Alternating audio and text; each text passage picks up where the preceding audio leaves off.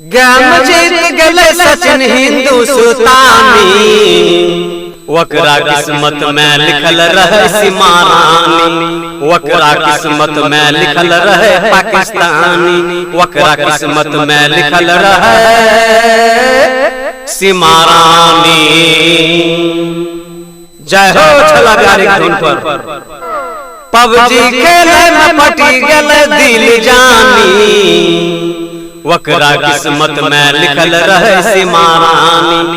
Online प्यार भले बिल्कुल सच्चा, स्वर्ण पदक मिली गले 4-4 गो बच्चा। गदर फिल्म थ्री बनी गले, गदर फिल्म थ्री बनी गले प्रेम कहानी, वकरा किस्मत में लिखल रहे सीमा रानी, वकरा किस्मत में लिखल रहे सीमा रानी।